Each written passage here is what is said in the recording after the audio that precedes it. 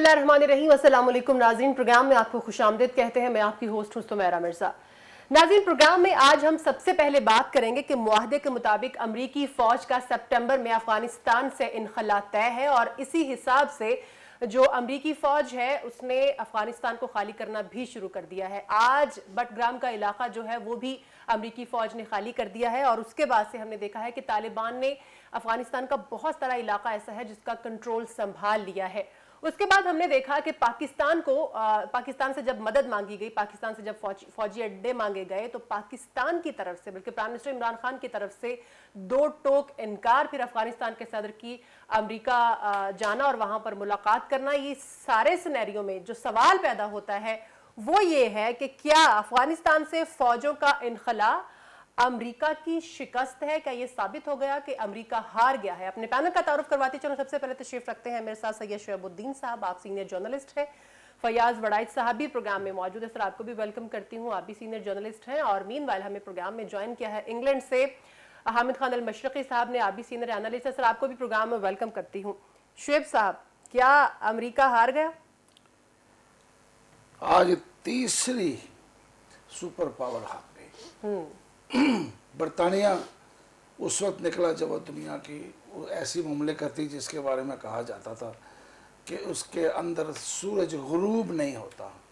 अगर एक जगह गुरूब होता है दूसरी जगह सूरज चमक रहा होता है। और फिर उसके बाद वो सफ़ेद रीछ, वो सोवियत यूनियन, जिसके बारे के ये खदशा पैदा हो गया था कि अब अफगानिस्तान के बाद वो पाकिस्तान पे आएगा और फिर ग्वादर तक पहुंचेगा। जी जी। उसको भी वहां पे शिकस्त हुई।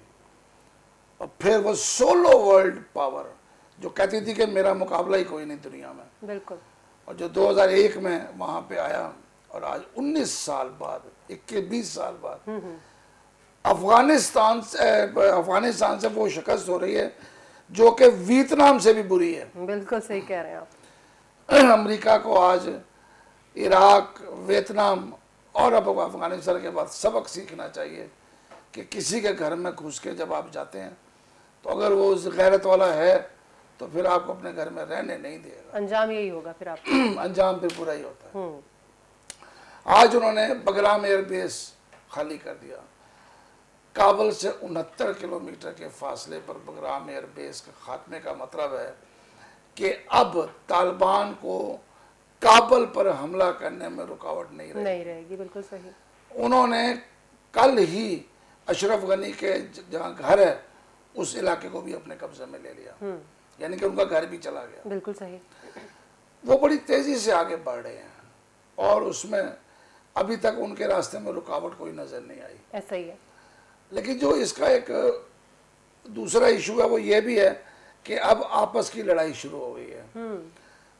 तालिबान जो कि पश्तो स्पीकिंग है वो ताजिकों के खिलाफ लड़के ताजिकों को शिकस्त दे रहे हैं। बिल्कुल सही। ताजिक फारसी स्पीकिंग और ताजिक बोलने वाले और ये अफगान हज़ारा चौथी बड़ी कम्युनिटी है। ये बड़ी कम्युनिटी हैं चार वहाँ की। सबसे बड़ी जो उसमें है वो नो डाउट तालिबान है, पश्तो बोलने वाले हैं।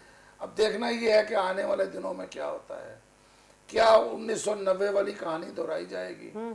क्या फिर उसी तरह बुरा हाल होगा?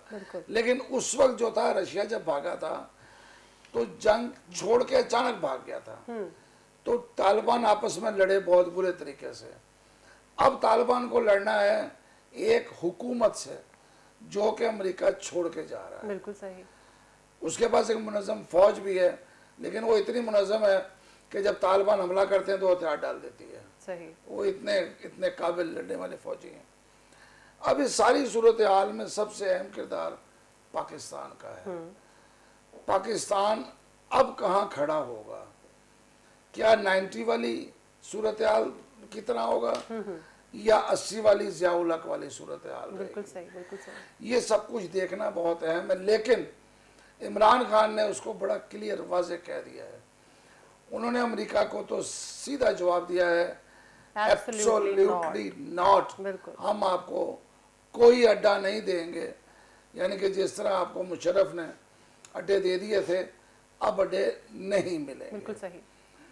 दूसरा ये है कि वो कहते हैं कि हम अमन में आपके साथ हैं, जंग में आपके साथ नहीं है बिल्कुल ठीक है, और ना इसका हिस्सा बन सकते हैं। सही बात। इसके बाद यानी कि जैसे आपने कहा उन्होंने कहा पहले जो हम जंग में शामिल हुए वो हमारी हिमाकत थी। बिल्कुल सही। अब वो हिमाकत हम दोबारा नहीं करेंगे। और आपके सर जवाब की जो पहली लाइन थी उसी में मुझे जवाब मिल गया था कि हार गया अमेरिका। अच्छा फरमाइएगा फयाज साहब कि अमेरिका को बहुत पहले अंदाजा हो चुका था कि उसकी यहाँ पर दाल नहीं गलनी, लेकिन फिर इस चीज को, इस एहसास को छुपाने के लिए, दबाने के लिए वो अपनी फौजों का इनखला वहां से मुमकिन नहीं बना रहा था, लेकिन आखिरकार ऐसा होना ही था और अब हो रहा है, बल्कि हो चुका है। तो अमेरिका की शिकस्त है। हमारे हम बड़े मासूम लोग हैं, खासतौर पर शोएब साहब सुलझे हुए इंसान भी हैं, उलझे हुए इंसान भी हैं, सारा पता है, अंदर की बात नहीं बताते। उलझे भी, एक सही। ये अंदर की बात नहीं बताते। अच्छा, ये हमारे सारे मीडिया पे एक रट लगी हुई है कि अमेरिका शिकस्त खा गया। अमेरिका ने शिकस्त नहीं खाई। अच्छा, अमेरिका ने मिशन कंप्लीट किया है, ठीक है ना। जब रशिया अफगानिस्तान में आया तो अमेरिका ने उनके खिलाफ जंग शुरू की, तालिबान की हमायत की, पाकिस्तान, सब ने मिलकर अमेरिका ने एक मिशन कंप्लीट किया और उनको निकाल दिया, ठीक है। उसके बाद तालिबान ने जब अमेरिका को आंखें दिखाई, उनको तंग करना शुरू कर दिया और फिर एक बहुत बड़ा वाक़या भी हो गया। फिर अमेरिका ने दूसरा मिशन शुरू किया, वो फिर अफगानिस्तान में आया। बिल्कुल पूरी दुनिया देख रही थी, पहाड़ लर्ज रहे थे, क्या क्या असला इस्तेमाल नहीं किया, किस तरह इंसानों के उन्होंने गोश्त नहीं उड़ाया। किसी ने पूछा उनसे, पूरी तसल्ली से उन्होंने अफगानिस्तान की ईंट से ईंट बजा दी। किसी ने उनसे पूछा, कोई उनके रास्ते की रुकावट बना। आखिरकार उन्होंने उसामा बिन लादेन को भी उसके अंजाम तक पहुंचा दिया, ठीक है। 20 साल उन्होंने वहाँ एक कठपुतली हुकूमत कायम करके अफगानिस्तान में हुकूमत की। किसी की जुर्रत हुई बोलने की, किसी ने उसको मजबूर किया। ये हमारे अंदाजे हैं कि अमेरिका डर गया है, अमेरिका थक गया, अमेरिका चला गया, अमेरिका संभल ही रहा, खौफ ज़्यादा हो गया अफगानियों से। कितने के तालिबान ने उनको खौफजदा किया है। बिल्कुल सही। एक्चुअली सूरत ऐसी नहीं है, ना ही अफगान हुकूमत ने उनको खौफजदा, ना ही दुनिया प्रेशर बिल्ड कर पाई है अमेरिका पे कि तुम उसको छोड़ दो। ये फ़ौजी इस्लाम में और अमेरिकन की डिक्शनरी में उन्होंने मिशन दूसरा भी कंप्लीट किया है, ठीक है। और वो अपना मिशन कंप्लीट करके वापस जा रहे हैं, जो उनके अहदाफ थे उन्होंने हासिल किए हैं। तो मैं समझता हूँ कि वो शिकस्त नहीं खाई उन्होंने, ना वो शिकस्त खुर्दा है। इसको आप ये नोट करें कि उन्होंने अपना मिशन कंप्लीट किया है और उसको करके जा रहे हैं। बिल्कुल ठीक है। हामिद खान साहब क्या कहेंगे?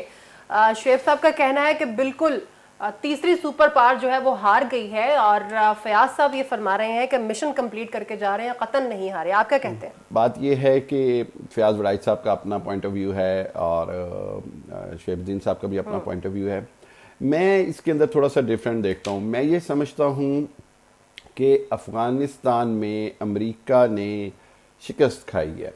उसकी मैं आपको एक बड़ी वाज़ेह वजह बताता हूँ। उसकी वजह यह है कि जब आप इतना ज़्यादा नुकसान उठा लेते हैं, जब आप एक ऐसी जंग के पीछे चले जाते हैं जिसमें आप अवाम, अपनी अमरीकी अवाम को भी धोखा देते हैं, आप दुनिया को भी धोखा देते हैं, और अमेरिका ने ऐसा ही किया। चाहे इराक की जंग हो, चाहे अफ़गानिस्तान की जंग हो, चाहे वियतनाम की जंग हो, सब जगह पर अमेरिका ने तारीखी तौर पर दुनिया से झूठ बोला, झूठ की बुनियाद पर जंग की और अपने हज़ारों फौजी मरवाए।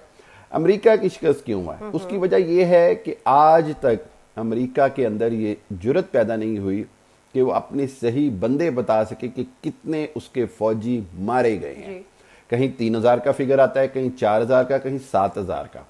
और आपको मैं बताऊं कि आइंदा आने वाले 5 से 10 साल के बाद जब असल फिगर सामने आएंगे तो अमरीकी सर पकड़ कर बैठ जाएंगे, इसलिए कि तालिबान ने इन 20 सालों में जितनी मज़ाहमत की, जिस तरह उन्होंने लड़ाई की, जिस मुनज़्ज़म अंदाज में उन्होंने अमरीकियों और इत्तेहादी फ़ौजियों पर हमले किए, वो तारीख़ में उसकी मिसाल नहीं मिलती है। वो अल्लामा इकबाल का जो शेर था कि जी अफ़गान बाकी कोहसार बाकी, तो वाकई अफ़गान और कोहसार जो हैं वो इकट्ठे ही चले हैं, ना कोहसारों को हटा सके हैं वो, ना अफ़गानों को हरा सके हैं। और अफ़गान जंग के अंदर देखें, अमेरिका का ट्रिलियंस ऑफ डॉलर का नुकसान होता है, अमेरिका के दसियों हज़ारों फ़ौजी जान से जाते हैं, अमेरिका की इकॉनमी की कमर टूट जाती है, अमेरिका का जो है वो सारा सिस्टम, निज़ाम, फ़ौजें, हर तरफ से बददिली फैल गई। अमरीकी हज़ारों लाखों अमरीकी नफ्सियाती मरीज़ बन गए अफ़गानिस्तान में जिन्होंने ड्यूटियां दी। उसके बाद लाखों अमरीकियों ने हेले बहानों से अफ़गानिस्तान जाने से राह फ़रार इख्तियार की। ये सारी सूरत हाल। और फिर उसके बाद अमेरिका में ओबामा के वक्त से उन्होंने भागना और निकलने की कोशिश शुरू की, और उस वक्त से लेकर आज तक ये नहीं निकल सकते थे, क्योंकि तालिबान ने इनको जकड़ लिया था।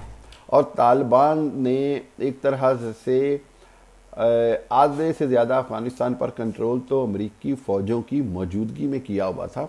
इसलिए मैं ये नहीं समझता कि किसी भी हालत में ये जंग अमेरिका की फतह है।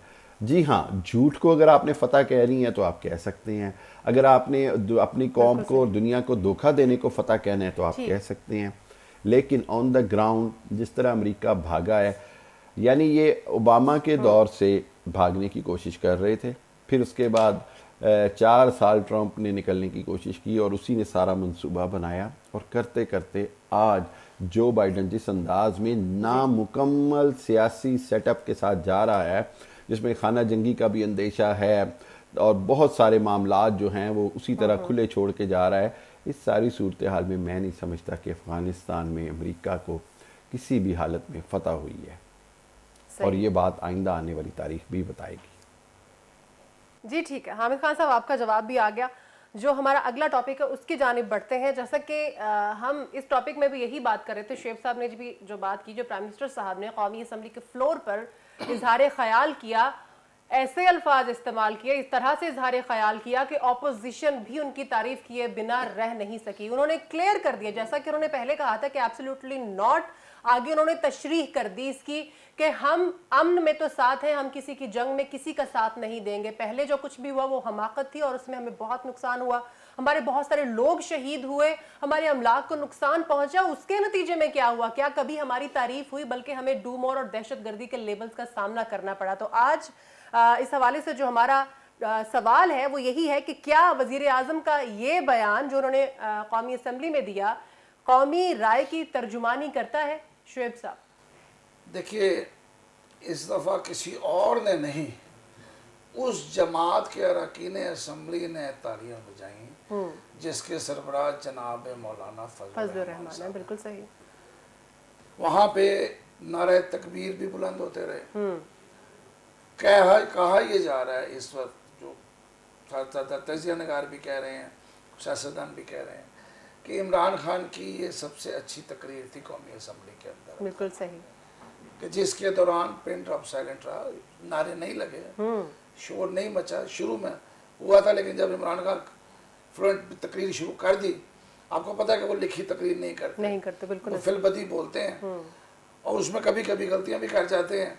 लेकिन परसों जो उन्होंने तकरीर की थी वो बहुत अच्छी तकरीर, बहुत ज़बरदस्त, बिल्कुल ऐसा ही। उन्होंने बड़ा वाज़े कहा, उन्होंने करार दिया कि 2001 में हमने हिमाकत की थी। उन्होंने उसको हिमाकत करार दिया है, बिल्कुल, जंग में शामिल होने को। और उन्होंने मुशर्रफ के बारे में कहा कि वो पाकिस्तानियों को पैसे लेके बेचता रहा। और उन्होंने कहा ये कोई और नहीं कह रहा, ये मुशर्रफ खुद अपनी किताब में बता रहा है। देखिए, ये जो सूरत हाल है जंग के बारे में, उन्होंने कहा कि हमें 150 अरब डॉलर का नुकसान हुआ। बिल्कुल। अब ये कहने की बात है, इतनी हमारी पसली नहीं है जितना हमारा नुकसान हो गया।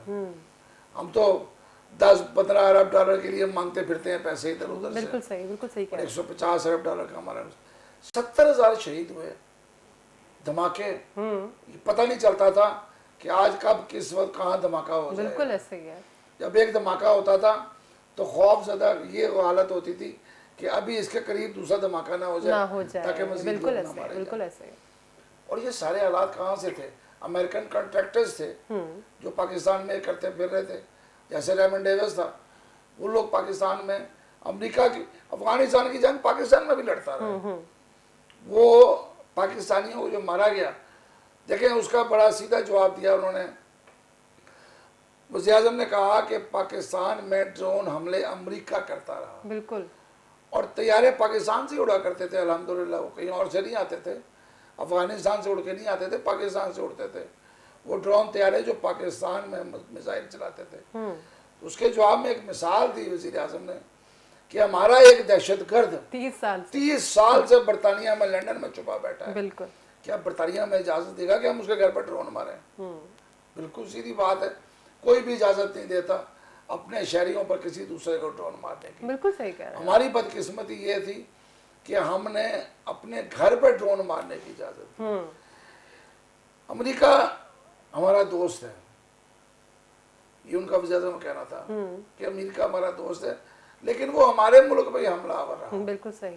तो देखिए अब ये सारी सूरत हाल जो है, इसमें एक चीज़ तो बड़ी क्लियर है कि उन्होंने अमेरिका को पिछली सारी याद दहानी करवा दिया। बिल्कुल कि सही आप है। हमारे साथ ये सलूक और करते आगे रहे। क्लियर कर दिया कि हम और और नहीं आगे करेंगे। हम आपको ये मौका नहीं देंगे ठीक है। कि आप हम फिर हमारे ऊपर अफगानिस्तान का बहाना लेके हमें मारना शुरू कर दें। ठीक हो गया। हमारे मुल्क से अड्डा ले लें, सही। यहीं पे बैठ जाएं और ड्रोन हमारे मुल्क में चलाते रहें। तो क्या उनका अब ये हम बयान खुद करेंगे जो करना है। उनका बयान जो अवाम की जो राय आवाम है, को पजीराई मिली है इसको। पजीराई मिली है। जी बिल्कुल मिली। बिल्कुल ठीक है, बिल्कुल ठीक है। फयाज साहब आप क्या कहेंगे? इससे पहले हमने देखा कि कभी किसी की इतनी हिम्मत, इतनी दलेरी, इतना क्लियर स्टांस हमने कभी किसी प्राइम मिनिस्टर का हिस्ट्री में अगर हम देख लें तो अच्छा, कम मिसाल मिलती है। एक जुमला मैं भूल गया जी।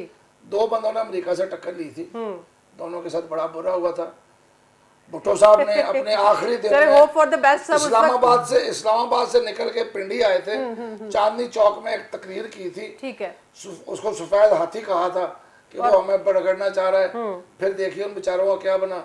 और दूसरा बुरा हाल ज़ियाउल हक का हुआ था। बिल्कुल ठीक है। अब हमें दुआ करनी चाहिए इमरान खान के लिए। बिल्कुल सही है। फयाज साहब क्या कहेंगे? उनका ये जो बयान है कौमी राय की तर्जुमानी करता है। सुमेरा, जो खान साहब ने तकरीर की है ना पार्लियामेंट में, मेरे ख्याल में ये तकरीर उनको 3 साल पहले करनी चाहिए थी। उस वक्त करनी चाहिए थी। उसमें बहुत सारी चीज़ों ने ऐसी कही हैं, जैसे एक उन्होंने अपनी खारजा पॉलिसी पे बात की है, हुकूमत को इंतखाबी इस्लाहत के वाले से दावत दिया, मुल्क की मैशत का जिक्र किया है, और सबसे अच्छी बात यह है कि उन्होंने ज़्यादा चोर चोर नहीं कहा। ठीक है ना। और पहली दफ़ा उन्होंने अपोजिशन को कम अज़ कम तस्लीम किया कि आए हम बैठ कर किसी एक मसले पर बात कर सकते हैं। तो मैं समझता हूँ कि ये तकरीर उनको 3 साल पहले करनी चाहिए थी। अच्छा, लोगों को ये नहीं समझ आ रही, पूरे मीडिया में चल रही है चीज़ कि अमेरिका अफगानिस्तान में आ नहीं रहा, अफगानिस्तान से जा रहा है, और जा भी अपनी मर्जी से रहा है। अड्डे तो उस वक्त मांगेगा जब वो आएगा, जब उसने अटैक करना था, और जब वो आया उसने अटैक करना था तो उसको अड्डे मिल गए आसानी से। अब तो वो जा रहा है, अब कैसे करें, आप उसको अड्डे नहीं देंगे? वो तो जा रहा है, छोड़ के जा रहा है। जब आपसे बाकायदा अड्डे मांगेगा तो फिर देखेंगे आप क्या जवाब देंगे, अगर उनको ज़रूरत पड़ेगी तो। ठीक है ना। अभी तो कह रहे हैं कि हम खुद छोड़ कर जा रहे हैं। देखिए, ये जो वज़ीर-ए-आज़म ने तकरीर किया, ठीक है, लोगों ने इसको बहुत अप्रिशिएट किया, हम भी कहते हैं बड़ी ज़रूरत वाला बयान किया है। देखिए, खारजा पॉलिसी जो है वो जज्बात से नहीं बनती, दुनिया के साथ तल्लुकात मुफादात से बनते हैं। पूरी दुनिया मुफाद से खेल रही है, चाहे वो सऊदी अरब है, ईरान है, इसमें तो हमारा नुकसान हुआ ना। ठीक है ना। ठीक है, पूरी दुनिया अपने मुफादात का भी ख्याल रखती है। वही आपने उसी में बात कह दी कि हमारा नुकसान भी हुआ। तो हमें देखना चाहिए, जब खारजा पॉलिसी बन रही होती है तो अपने मुफाद को देखना चाहिए, पहले पाकिस्तान को देखना चाहिए। कोई भी बड़ी पसंद करते हैं। आप सुल्तान की फिल्म देखें ना, मौला जाट, तो उसमें वो एक जो है ना, जो डाकू है, वो पुलिस वाले को कहता है नवा है सोनिया, तो लोग उस पर क्लैपिंग करते हैं, हालांकि वो कानून का तमस्कर उड़ा रहा होता है। बिल्कुल ऐसे। देखिए, ये जो आपकी खारजा पॉलिसी है, जिम्मेदारी है, आपने चीज़ों को मॉनिटर करना है। ठीक है ना। और आपने पूरी दुनिया में अपने मुल्क का वकार कायम करना है, इसके मुफादात देखने हैं। अभी आपने इशारा दिया कि अभी नुकसान हो गया है, FATF में हमारा नुकसान हुआ ना, एक ख़ास मौके पे जब एक ख़ास इजलास हो रहा है, अपनी हमारी पूरी मैशत का सवाल है, तो आपने कैसी बड़क मारी है। बड़के लोगों को पसंद होती हैं, आम बंदा बड़क मार सकता है। जो प्राइम मिनिस्टर है, जो वजारत खारजा वाले हैं, उन्हें बहुत सारी चीज़ें देखनी है, बहुत सारी चीज़ों को मॉनिटर करना है। जज्बात से वजारत खारजा नहीं चलती। पूरी दुनिया की तारीख दें, आजकल की पूरी दुनिया। सर, वो इंटरव्यू में फिर क्या कहते? इंटरव्यू में वो ये भी कह सकते थे कि जब एक ही जुमला बोल सकते थे कि अभी तो अमेरिका जा रहा है, जब अमेरिका की गवर्नमेंट प्रॉपर हमारे साथ अड्डे मांगेगी तो उस वक्त जो हम फैसला करेंगे वो हम कौमी सोच और कौमी गैरत के मुताबिक करेंगे। अपने पत्ते भी छुपा कर रखने, ये भी खारजा पॉलिसी का हिस्सा है। दुश्मन, आप मुफाद का ख्याल रखना हो तो फिर दुश्मन को पता भी नहीं चलना देते कि वो हम उसके दुश्मन हैं कि नहीं। ठीक है, लेकिन वो अमरीकी मीडिया था ना, तो उन्होंने कहा होगा कि चले इनके थ्रू अब बात तो पहुंचाएं अपनी। हाँ, तो ओवरऑल मैं समझता हूँ कि वज़ीर-ए-आज़म ने अच्छी तकरीर किया, कुछ बातें उसमें अच्छी थी। कौम की भी यही राय है सर? कौम तो चाहती है, ठीक है, लेकिन जो ऊपर बैठे हैं उन्हें पूरा कौम के मुफाद का भी ख्याल रखना चाहिए, क्योंकि उनकी जिम्मेदारी कुछ और है, आम आदमी की कुछ सोच और होती है। और दुनिया, आज की दुनिया जो है मुफादात की दुनिया है। आपका कोई भी दोस्त है ना, हम कहते हैं चाइना हमारा बड़ा दोस्त है, फलां बड़ा दोस्त है, कोई किसी का दोस्त नहीं, हर हर किसी बंदा को अपना मुफाद प्यारा अपने है। मुफाद का दोस्त बिल्कुल है। ठीक तो है। हमें भी पाकिस्तान के मुफाद को देखना है, ठीक सोच को डेवलप करना है और बढ़ के जरूर मारें, लेकिन जरा ख्याल रखें, चीज़ों को मॉनिटर भी करें। आपके खित्ते में बड़ी तब्दीली आ रही है। ठीक हो ये गया। अफगानिस्तान में जो हो अमेरिकन सकता है फौजी उसी तब्दीली को मद्देनजर ये रखते सारा हुए मामूली भड़क बात, मारी। ये मामूली बातें सही नहीं है। हैं, इसको बड़े गौर से देखना चाहिए। जी ठीक है फयाज साहब। अच्छा हामिद साहब, आप क्या कहना चाहेंगे? जो प्राइम मिनिस्टर ने असेंबली के फ्लोर पे कहा, आम आवाम की राय भी वही है? जी, मैं सच्ची बताऊं तो प्राइम मिनिस्टर की बजट के बाद की जो तकरीर थी वो रिवायती तकरीर से हट के थी।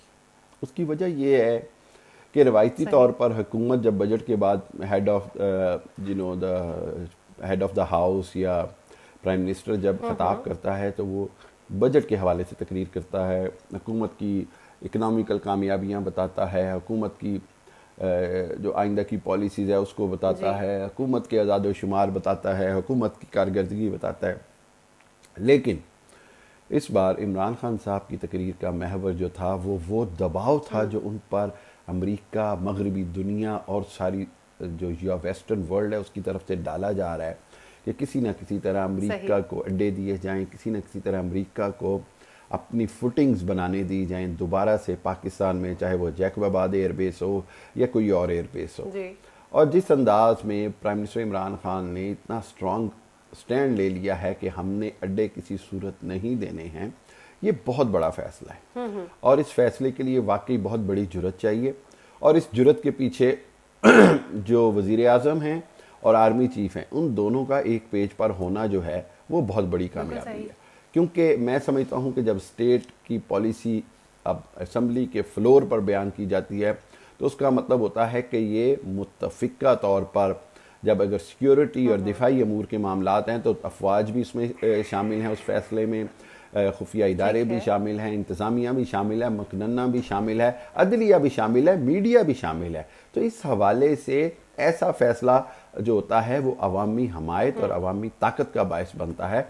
और मैं समझता हूँ कि प्राइम मिनिस्टर इमरान खान का ये इंतहाई दलेराना फ़ैसला है और अमेरिका और उसके इत्तेहादियों से अब इमरान खान साहब के ख़िलाफ़ बहुत सारी साजिशों की भी तवक्को है, बहुत सारे मुख्तलिफ तरह के अटैक्स होने की भी तवक्को है और उसमें ज़ाती अटैक भी हो सकते हैं, हुकूमत पर भी हो सकते हैं। इसलिए हुकूमत को एक एक कदम फूंक फूंक कर चलना पड़ेगा। हुकूमत और इस्टेब्लिशमेंट के एक पेज पर और इत्तेहाद इकट्ठे होने का इम्तिहान है। चाइना किस तरह हमें सपोर्ट करता है, ये सारे सवाल जो हैं वो आइंदा आने वाले दिनों में हमारे सामने इनके जवाब आ जाएंगे। लेकिन अब तक की सूरत हाल के मुताबिक पाकिस्तान का ये ऐसा पॉलिसी बयान है जिसने पाकिस्तान को तारीख़ी तौर पर एक फ़ैसला कुन मोड़ पर खड़ा कर दिया है। और ऐसा फ़ैसला कुन मोड़ जिसमें पाकिस्तान आने वाले दिनों में इंशाअल्लाह अमरीकी ग़ुलामी से भी निकल आएगा और दुनिया में खुद मुख्तार मुल्क के तौर पर सामने आएगा। गो कि हम पर FATF की तलवारें लटकाई जा रही हैं, हम पर IMF की तलवारें लटकाई जा रही हैं, हम पर वर्ल्ड डेवलपमेंट बैंक की तलवारें लटकाई जा रही हैं। सब के बावजूद अगर कौमें भूखा रहकर भी फैसला कर लें कि उन्होंने खुद मुख्तारी पर समझौता नहीं करना और लीडर खुद आगे बढ़कर उसकी जिम्मेदारी ले लें तो कौमों के लिए ये फैसला कुन मोड़ होते हैं। तो मेरा ख्याल ये है कि ये पॉलिसी बयान बिल्कुल ठीक है और पाकिस्तान की दुरुस्त सिमत तयन करेगा। जी ठीक है हामिद साहब, आपका भी जवाब आ गया। अगला पॉइंट डिस्कस करते हैं। अगला पॉइंट नाज़रीन ये है कि जब भी कोई इलेक्शन होती है, हम जनरल इलेक्शन की बात कर रहे हैं, तो जो रिजल्ट्स आते हैं, हारने वाली जो पार्टी होती है वो हमेशा यही कहती है कि इंतखाबी इस्लाहात नहीं है, इंतखाबी इस्लाहात होनी चाहिए, धांधली हो गई, हमारे साथ धांधली हो गई, ये रिजल्ट्स जो हम उसको एक्सेप्ट नहीं करते हैं। तो इसी तरह से हमने 2013 के इलेक्शन में देखा, 2018 के इलेक्शन में भी इसी तरह के मनाजिर हमें देखने को मिले। लेकिन एक बात, एक मंशूर का हिस्सा पाकिस्तान तहरीक इंसाफ का कि हम इंतखाबी इस्लाहात लेकर आएंगे, उसके ऊपर पाकिस्तान तहरीक इंसाफ कुछ करना चाह रही है। लेकिन पाकिस्तान तहरीक इंसाफ का ये कहना है कि ऑपोजिशन इसमें संजीदा नजर नहीं आ रही। ऑपोजिशन का ये कहना है कि ये अपनी मर्जी के मुताबिक तब्दीली लाकर अपनी मर्जी के रिजल्ट्स जो है अगले इलेक्शन में अखज करना चाह रहे हैं। हमारा जो सवाल है इससे मुतालिक वो यही है कि क्या इंतखाबी इस्लाहात के अमल में हुकूमत और ऑपोजिशन दोनों संजीदा है? सर शुएब साहब, देखें, जो सूरत हाल है, हुकूमत को ये काम पहले शुरू करना चाहिए था। आज 3 साल गुजर गए हैं। 2 साल बाकी रह गए हैं, बल्कि अगले साल तो इलेक्शन ईयर शुरू हो जाएगा। सच्ची बात है जी अगर ये इसमें इतने संजीदा थे तो इनको शुरू में ये काम करना चाहिए। बिल्कुल सही।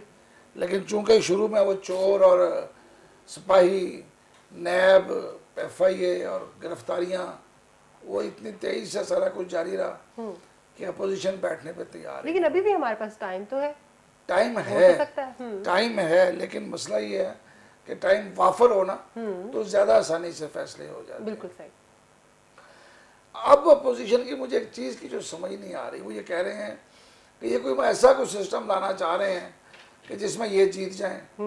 ये कैसे मुमकिन है कि एक मशीन जो है वो एक खास आदमी के हक में फैसला करे सही। और दूसरे के खिलाफ जाए, जबकि वहां पे 13 से 15 16 पार्टियां हैं, एक पार्टी तो नहीं है। बिल्कुल सही। उसमें मुस्लिम लीग नून भी होगी, मुस्लिम लीग काफ भी होगी, मुस्लिम लीग और पता नहीं कई शायद बन जाए। बिल्कुल सही। मुशीद और मीम की बात भी होती है। पीपल्स पार्टी भी होगी, सही। पीपल्स पार्टी के 1 से ज्यादा हिस्से हैं, वो भी होंगे। बिल्कुल जमीयत उलमाए इस्लाम भी होगी, जमीयत उल इस्लाम का फजल रहमान ग्रुप भी होगा। बिल्कुल ऐसा ही है। मतलब इतनी सारी जमातें होंगी, तो मशीन को मैं कैसे पाबंद कर सकता हूँ कि तुमने इसमें से PTI के वोट ज्यादा वोट ही निकाल निकाल देने। लें। बिल्कुल सही। मुझे ये समझ नहीं आ रही कोई ऐसा तरीका, ये कैसे मुमकिन है किसी कंप्यूटर को इतना पाबंद कर दिया जाए कि वो आपके हक में फैसला दे दे सही। और बाकी सबको रिजेक्ट करता रहे, जबकि उसने फैसला भी डाले हुए वोटों पे करना है। बिल्कुल ऐसे ही। उस गिनती के मुताबिक करना है, उस गिनती को माइनस प्लस नहीं करना, सिर्फ जो जिसके हक में डाला गया उसको प्लस करना है, बिल्कुल जो सही। किसी और को डाला गया उसको उसके हक बल्कि ये में प्लस धांधली के करना है। चांसेस को कम करने का असल बेहतरीन बात ये तरीका है, है। बिल्कुल। क्योंकि अब ये देखिए लाहौर में हमें जो 2 इलेक्शन नजर आया करते थे पहले, एक था लाहौर हाई कोर्ट बार का इलेक्शन, जी रात 12-1 बज जाते थे रिजल्ट आते तक। अब वो इलेक्शन के वोट पूरे होते हैं और आधे घंटे के अंदर रिजल्ट आ जाता है। ऐसा ही है। बिल्कुल ऐसा ही है। उन्होंने अंगूठे के मुताबिक अपना निशान रखा हुआ है, वुकला आते हैं, वोट डालते हैं, चले चले जाते जाते हैं। बिल्कुल। चाहे अपना चैम्बर ऑफ कॉमर्स भी अभी इसी तरह जल्दी करने लग पड़े हैं। हमारे ये एक और है इलेक्शन बड़ा मशहूर लाहौर में, जिमखाना। जिमखाना के इलेक्शन। अब देखें, अगर वो सब लोग इस मशीन पे जा रहे हैं तो हमें आम आदमी को, जो आम आदमी कैसे वोट डालेगा उसको? सही। कोई आम आदमी इतना बेवकूफ नहीं है बिल्कुल। जितना हमने समझा चलिए हुआ है। पुराना एक दकियानुसी सिस्टम हमारे यहाँ पर चल और रहा है, उसको अब अपग्रेड तो- होना चाहिए। अब तो ज्यादा वोटर जो है वो यंग नस्ल है। एग्जैक्टली। अब पाकिस्तान वो मुल्क है जहाँ पे नौजवानों की तादाद ज्यादा है, बूढ़े लोग कम कम है है। पूरी दुनिया की निस्बत। सही है। मेरे ख्याल में इसमें कोई किसी किस्म का इबाम नहीं होना चाहिए, इसको कबूल करना चाहिए। हुकूमत और अपोजिशन दोनों संजीदा है सर? नहीं, नहीं। ठीक है। बिल्कुल नहीं है। सही। अपोजिशन चाह रही है कि किसी तरीके से थोड़ा सा वक्त और गुजर जाए, ठीक है, ताकि और इनको टाइम ना मिले। टाइम ना। बिल्कुल सही। फयाज साहब, आमतौर पर हम देखते हैं कि ऑपोजिशन की तरफ से इस तरह की डिमांड्स आती हैं कि इंतखाबी इस्लाहात लाई जाए। उनको डाउट होता है कि धांधली हो गई, हमारे साथ ठीक नहीं हुआ, हमने जीतना था, हम हार गए। लेकिन इस दफ़ा हुकूमत वक्त की तरफ से इस तरह की सजेशंस आ रही हैं और जो ऑपोजिशन है वो हेजिटेट कर रही है। क्या कहेंगे, संजीदा है दोनों? सुबह अल्लाह ये ऑफिस है हमारे सियासतदानों का, जो इनकी सोच है और जो थिंक है। खान साहब ने जैसे अपनी तकरीर में कहा कि 1970 से इंतखाबात हो रहे हैं और कभी भी इलेक्शन के नतीजे में कोई हारने वाली पार्टी जो है वो मुतमिन नज़र नहीं आई। उसने हमेशा एतराज़ किया कि उसके साथ धांधली हो रही है। सही। अब क्लैपिंग तो कर रहे हैं अमेरिका के खिलाफ जंग लड़ने के, बड़ी बड़ी बातें कर रहे हैं, बड़े बड़े दावे कर रहे हैं। आप उस सिस्टम को नहीं ठीक कर रहे जिसकी बेस पे हुकूमत बनती है, जिसकी बेस के इस मुल्क का निज़ाम बनेगा, जिसकी बेस पे इस मुल्क के इदारे काम करेंगे, जिसकी बेस पे इस मुल्क की पॉलिसियाँ बनेंगी। अगर सही इलेक्शन होगा, सही नुमाइंदे आएंगे तो वो ही आवाम की सोच के मुताबिक पॉलिसियाँ बनाएंगे ना। तो हमारी मजाज देखें, कौम की सोच देखें कि इतना सबसे ज़रूरी काम ये है जो 3 साल बाद खान साहब को याद आया है, जिसके लिए उन्होंने पूरी तहरीक चलाई इसी इंतहाबी अमल के खिलाफ। तो सबसे पहले इनको कुछ नहीं करना चाहिए, इंतहाबी अमल शफाफ बनाना तो इंतहाई ज़रूरी है। इससे ज़रूरी कोई काम नहीं। अमेरिकन की लड़ाई के साथ उसकी लड़ाई से ज़्यादा ज़रूरी ये है इस वक्त कि इस मुल्क का सिस्टम ठीक हो जाए, मुल्क ठीक हो जाए। कौन इनको मना कर रहा है कि अपने मुल्क को ठीक ना करें? कोई पाबंदी है किसी बार की गवर्नमेंट की तरफ से? दोनों ये कोशिश नहीं कर रहे, हुकूमत भी संजीदा नहीं है अपोजिशन भी संजीदा नहीं है। सही कहा है शोएब साहब ने, दोनों संजीदा नहीं है। दोनों चाह रहे हैं कि कोई ऐसा दाव लगे कि वो इलेक्शन जीत जाए। लेकिन शोएब साहब मुझे लगता है वो हुकूमत की संजीदगी को मान रहे हैं और नहीं ऑपोजिशन दोनों नहीं संजीदा। और आप यकीन करें कि ये एक तो होती है ना सुमैरन के लिए लाइलाज लोग हैं, जैसे मैंने कहा ना। एक तो ये है ना कि इंतहाबी धांधली को रोकना है। शोएब साहब मेरे साथ एग्री करेंगे। एक इंतहाबी में ये इलेक्शन मैनेज भी करते हैं बाहर बैठकर भी। कुछ इलेक्शन ये बाहर मैनेज करते हैं जो पोलिंग स्टेशन से बाहर होता है, उसको कौन रोकेगा? ठीक है ना। इनका ज़हन ही ये है कि हमने किसी तरह जीतना है, जायज़ नजायज़ तरीके से जीतना है। ज़ाहिर है उसी सोच के साथ जीतेंगे तो आगे फिर नुमाइंदगी क्या करेंगे। ये बहुत ज़रूरी है, दोनों को संजीदगी दिखाना चाहिए और प्राइम मिनिस्टर को भी। असल मसला पाकिस्तान का इंतहाबी अमल को शफाफ बनाना है ताकि उसके बाद जो भी हुकूमत आए वो काम कर सके और वो इस मुश्किल में ना रहे कि जो वो जवाब दे वो क्या करे, किसको जवाब दे, फलां इलेक्शन सही नहीं हो रहा। तो इंतहाबी अमल जो है इसकी इस्लाहत पे मुझे दोनों संजीदा नजर आ रहे। हालांकि दोनों को संजीदा होना चाहिए, ये वक्त की ज़रूरत है। बिल्कुल सही कह रहे हैं। हामिद खान साहब क्या कहेंगे जिस तरह से फयाज साहब ने ये कहा कि संजीदगी का मुजाहरा नहीं किया जा रहा, ना हुकूमती बेंचेस की तरफ से और ना ही अपोजिशन बेंचेस की तरफ से, अब वक्त भी है। आप क्या कहते हैं, संजीदा हैं दोनों? जी इलेक्शन इस्लाहात ऐसा लफ्ज़ है जिसको सुनते सुनते अब हमारे तो कान पक गए हैं। हर आने वाली नई हुकूमत जो होती है वो कहती है जी कि हम इलेक्शन इस्लाहात करेंगे, और हर हुकूमत जो भी अपोजिशन होती है वो इंतखाबात में धांधली, इलेक्शन सिस्टम पर क्वेश्चन, इलेक्शन कमीशन पर सवालात उठाती है। लेकिन जब बात आती है अमली तौर पर कुछ करने की, बात आती है इस निज़ाम को बेहतर करने की, इस निज़ाम के अंदर मौजूद लकूनास को ख़त्म करने की, तो उस वक़्त कोई भी आगे नहीं आता। उस वक़्त हुकूमत अपने फ़ायदे चाहती है, हुकूमत चाहती है कि ऐसे अंदाज की तरमीम की जाए कि अगला इलेक्शन भी वो जीत सके। अपोजिशन चाहती है कि ऐसे अंदाज की तरमीम की जाए कि अब जो इलेक्शन की शिकस्त है वो आइंदा कभी ना हो और हमेशा के लिए अपोजिशन इक़्तिदार में आ जाए। तो ये बड़ी बदकिस्मती है कि मुल्क के इंतखाबी निज़ाम की दुरुस्तगी की तरफ दोनों ही पूरी तरह मुखलिस नहीं है। लेकिन अफसोस की बात यह है कि अपोजिशन की तरफ से मैं समझता हूँ कि ज़्यादा रखने डाले जा रहे हैं। अपोजिशन वो मैं ना मानूँ की पॉलिसी की वजह से बहुत सारी जो मौजूदा हुकूमत के जो जायज़ मुतालबात हैं इलेक्शन में कवायद में तब्दीली के हवाले से, उनको भी नहीं मान रही है। और ओवरसीज़ पाकिस्तानीज़ को वोट देने का मामला है तो उसको अपोजिशन मुस्लिम लीग नवाज़ हो या पीपल्स पार्टी हो, वो तो सियासत उस पर बहुत करती थी। लेकिन अब जब वक्त आया है तो सब पीछे हट रहे हैं, क्योंकि एक अंदाजे के मुताबिक या तमाम सर्वेज़ के मुताबिक अब ओवरसीज़ पाकिस्तानीज़ में PTI का वोट सबसे ज़्यादा है। तो इस सारे खौफ की वजह से, अपनी शिकस्त के खौफ की वजह से अपोजिशन जो है वो हुकूमत से ताउन नहीं कर रही। हुकूमत हर सूरत चाहती है कि ओवरसीज़ पाकिस्तानियों को वोट मिल जाए ताकि इतनी बड़ी तादाद के वोटों के साथ वो आइंदा 5 साल के लिए पक्की हुकूमत कर सकें। तो मैं ये समझता हूँ कि हुकूमत और अपोजिशन को मिल बैठना पड़ेगा, मिल बैठना चाहिए। इलेक्शन कमीशन को भी बैठना चाहिए, अदलिया को भी उसमें अपना किरदार अदा करना चाहिए। और पाकिस्तान के मुस्तकबिल के लिए इंतखाबी इस्लाहात बहुत ज़रूरी हैं, और ऐसी इंतखाबी इस्लाहात जिसमें शफाफ, मुनसिफाना, गैर जानिबदाराना इंतखाबात ज़रूरी हों, वही पाकिस्तान का बेहतर मुस्तकबिल तयन कर सकते हैं। वही मुस्तकिल जमहूरियत की ज़मानत होते हैं। जिस मुल्क में इंतखाबात सही होते हैं वहाँ जमहूरी निज़ाम बेहतर तरीके से काम करता है, पनपता है, और ये बहुत ज़रूरी है। और मैं समझता हूँ कि ना तो अपोजिशन को इस पर सियासत करनी चाहिए और ना ही हुकूमत को। अवाम और मुल्क की बेहतरी का सोचें और मिल बैठें, और जो सही जायज़ इंतखाबी इस्लाहात हैं अगले इंतखाबात से पहले उनको ज़रूर करें। इससे अवाम में इनको पजीराई मिलेगी, हुकूमत को भी अपोजिशन को भी। लड़ते रहे और इंतखाबी इस्लाहात ना की तो आइंदा आने वाला इंतखाबी निज़ाम जो है वो मज़ीद गंदा होता चला जाएगा। खुदारा मुल्क में जमहूरियत से ना खेलें, जमहूरियत को बचाएं। जी बिल्कुल ठीक, सही कह रहे हैं हामिद खान साहब। बल्कि मेरा अपना ख्याल भी यही है कि ये उस चीज़ से खौफजदा है कि अगर इसका क्रेडिट भी पाकिस्तान तहरीक इंसाफ को चला गया तो हमारा फिर क्या होगा। जिस तरह से बाकी बहुत सारे मंसूबे होते हैं, तरक्याती मंसूबे होते हैं, उससे भी डरती है अपोजिशन के कहीं ये लोग ना बना जाए, उनकी वो क्रेडिट ले जाएगी जो हुकूमत होती है। इस तरह से इन इस्लाहात को लेकर भी यही तहफ़्फ़ुज़ात पाए जाते हैं। नाज़रीन, आज के प्रोग्राम से इतना ही। अपने सारे मेहमानों का शुक्रिया अदा करना चाहती हूँ। सैयद शहाबुद्दीन साहब, आपका बहुत शुक्रिया। फैज़ वड़ाई साहब, आपका भी बहुत शुक्रिया।